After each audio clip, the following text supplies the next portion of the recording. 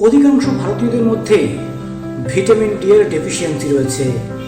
আমাদের দেশে প্রায় ৭৬% মানুষের ভিটামিন ডি ডেফিসিয়েন্সি রয়েছে, অর্থাৎ প্রতি ১০ জন ভারতীয়র মধ্যে ৭ থেকে ৮ জনের ভিটামিন ডি এর অভাব রয়েছে।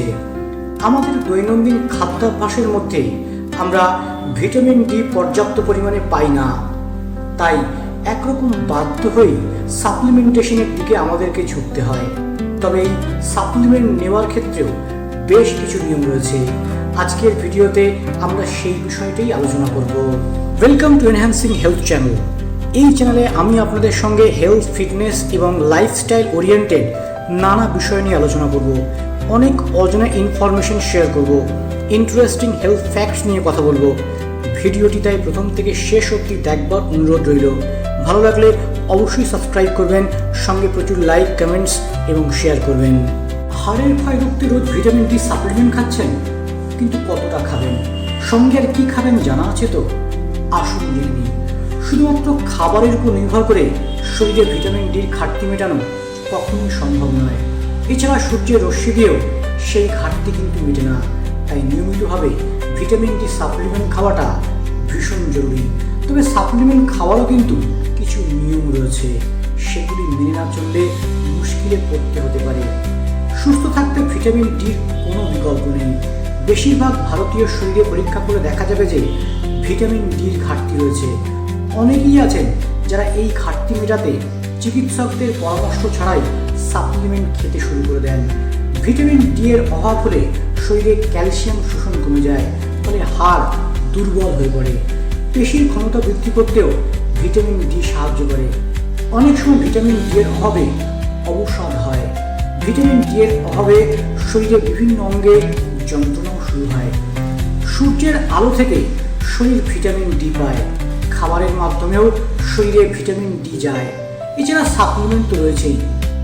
চিকিৎসকদের মতে শরীরে কিছুতেই ভিটামিন ডি এর ঘাটতি হতে দেওয়া চলবে না। শুধুমাত্র খাবারের উপর নির্ভর করে শরীরে ভিটামিন ডি এর ঘাটতি মেটানো কখনোই সম্ভব নয়। এছাড়া সূর্যের রশ্মি দিয়েও সেই ঘাটতি কিন্তু মেটে না। তাই নিয়মিতভাবে ভিটামিন ডি সাপ্লিমেন্ট খাওয়াটা ভীষণ জরুরি। প্রাপ্তবয়স্কদের শরীরে 40 থেকে 60 nanogram per decilitre vitamin D এর প্রয়োজন রয়েছে। তবে সাপ্লিমেন্ট খাওয়ারও কিন্তু কিছু নিয়ম রয়েছে, সেগুলো মেনে না চললে মুশকিলে পড়তে হতে পারে। আসুন জেনে নিই কি সেই নিয়মগুলো। 1. ভিটামিন ডি কিন্তু একা একা সেভাবে কাজ করতে পারে না। এর সঙ্গে শরীরে যদি পর্যাপ্ত মাত্রায় ক্যালসিয়াম, ম্যাগনেসিয়াম আর ভিটামিন কে2 থাকে, তাহলেই ভিটামিন ডি এর কার্যকারিতা অনেক গুণ বেড়ে যায়। ভিটামিন ডি আর ক্যালসিয়ামের সঙ্গে যদি ভিটামিন কে2 না খাওয়া হয়, তাহলে কিন্তু হার্টে ক্যালসিয়াম জমতে পারে। তাই সে বিষয়েও সতর্ক থাকতে হবে। 2. সাপ্লিমেন্ট শরীরে ভিটামিন ডি এর ঘাটতি মেটাচ্ছে মানেই রোজ খেতে হবে তা কিন্তু নয়। বয়স, শারীরিক সমস্যা এবং আরও বেশ কিছু বিষয়ের উপর নির্ভর করে সাপ্লিমেন্ট খেতে হয়।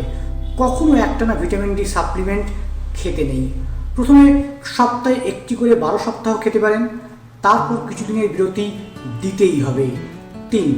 সন্ধ্যার পর ভিটামিন সাপ্লিমেন্ট খাওয়া একেবারেই উচিত নয়। কোনো উপকার পাওয়া যায় না, উল্টে শরীরের উপর ক্ষতিকারক প্রভাব পড়ে। এই সাপ্লিমেন্ট দিনের বেলা খেলে সবচেয়ে বেশি উপকার পাওয়া যায়। তাহলে বুঝতেই পারছেন, দীর্ঘদিন শরীরকে রোগমুক্ত তাজা রাখতে হলে খাদ্যাভ্যাসের পাশাপাশি সাপ্লিমেন্টেশনও ভীষণভাবে জরুরি। মনে রাখবেন, নিয়ন্ত্রিত জীবনযাপনই ভালো থাকার একমাত্র চাবিকাঠি। এছাড়া এই বিষয়ে আপনাদের যদি আরও কিছু প্রশ্ন থাকে, তাহলে কমেন্ট সেকশনে সেটি আমায় জানাতে পারেন। আর ভিডিওটি শেষ অবধি দেখবার জন্য আপনাদের অশেষ ধন্যবাদ। ভালো থাকুন, সুস্থ থাকুন।